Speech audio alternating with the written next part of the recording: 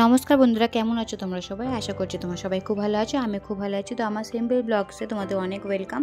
তো এখন বাজে সকাল 11টা আর আমি চলে এসেছি দোকানে। হ্যাঁ, আজ কেন তাড়াতাড়ি দোকানে এসেছি, এই কারণে এসেছি কেননা বাবুর স্কুল এখন ছুটি আছে বলে তাড়াতাড়ি দোকানে আসতে পেরেছি। আর দোকানে এসে দেখলাম কাস্টমার ছিল, ওই কাস্টমার আইব্রোই ছিল আর কি, আর সেরকম কিছু ছিল না। তারপরে একজন কাস্টমার আসলেন, ওনাকে মেহেন্দি ডিজাইন বের করা ছিল, মানে মেহেন্দি বের করা ছিল হাতেতে।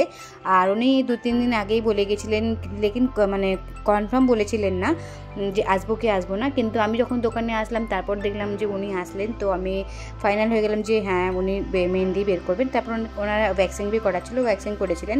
এ দেখো ফাইনাল লোক মেহেন্দির, এটা আমার স্টাফ মানে মেহেন্দির ডিজাইনটা বানিয়েছে, আমি বানাইনি।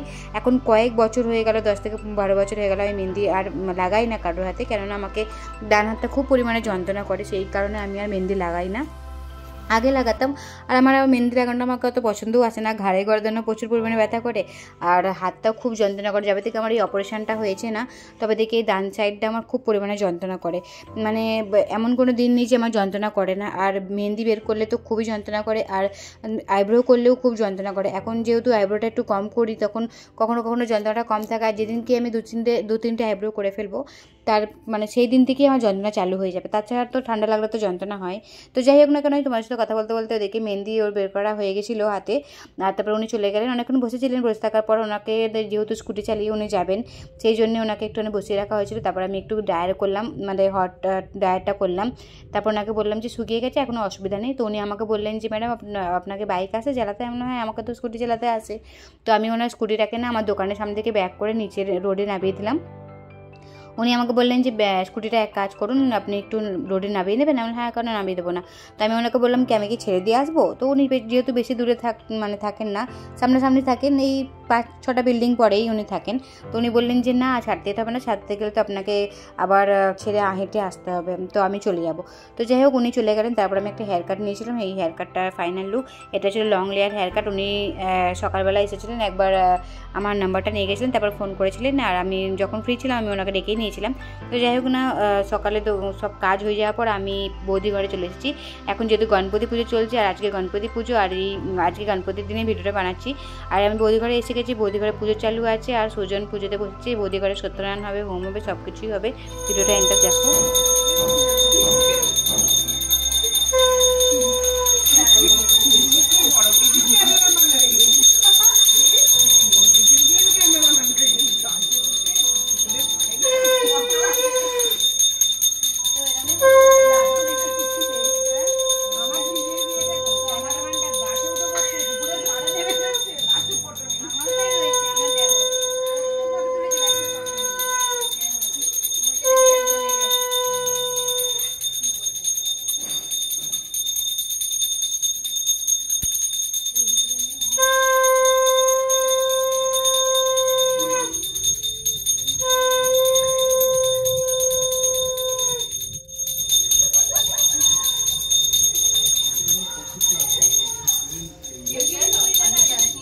আমরা বৌদি ঘরে এসে গেছি, বাবু আসেনি, বাবু নিচে খেলছে, এখানে সবাই মিলে হাসাহাসি হচ্ছে।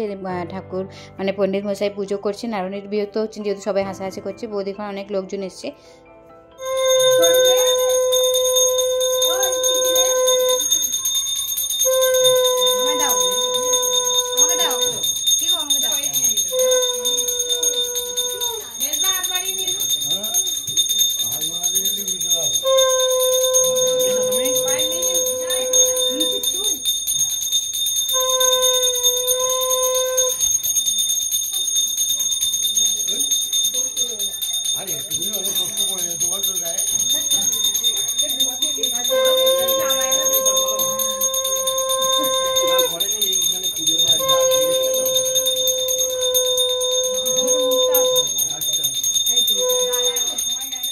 তো বৌদির ঘরে পুজো চালু আছে, এদিকে আমরা বসে আছি। আর এই পুজো হয়ে যাওয়ার পরে এবার হোম হবে, হোমেতে বৌদির ছেলে বসবে।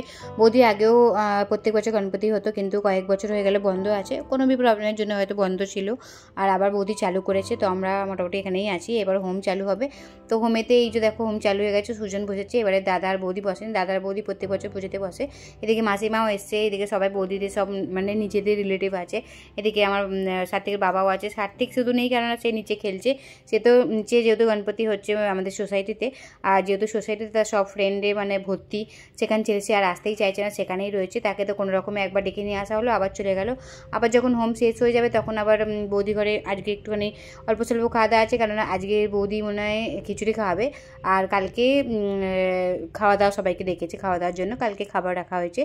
যে যা কী হবে আমি ঠিক জানি না, বলতে পারবো না। অল্প স্বল্প বলেছিল কিছু, যে লুচি তরকারি এসব কিছু একটা হবে। যাই হোক, কালকে ভিডিওটা তোমাদের সঙ্গে অবশ্যই শেয়ার করবো কী বৌদি খাইয়েছে। তো আজকে এখানে হোম চালু আছে, আর হোম হয়ে যাওয়ার পরে তারপরে খিচুড়ি খাওয়া হবে প্রসাদ খেয়ে। আমি তো একটা জিনিস প্রচুর পরিমাণ ভালোবাসি, যেটা হচ্ছে সিন্নি। আমি বৌদিকে বলেছি দেখো কিছু দাও না দাও, আমাকে কিন্তু একটুখানি সিন্নি বেশি করে দিও, আমি সিন্নি একটু বেশি করে খাবো।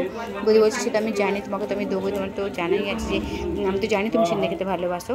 আর এদিকে সেজে আছে বাবা, সাথে বাবা সবাই বসে আছে, আর এদিকে পুজো চালু আছে, হোম চালু আছে। তো চলো, এখন বেজে গেছে সন্ধ্যে 6:30, আমি বাবুকে টিউশন নিয়ে যাচ্ছি। মুম্বাইতে যেহেতু গণপতিটা ফেমাস হয়, সেই জন্যে মোটামুটি সবারই মনটা একটু খুশিতে ভরে থাকে।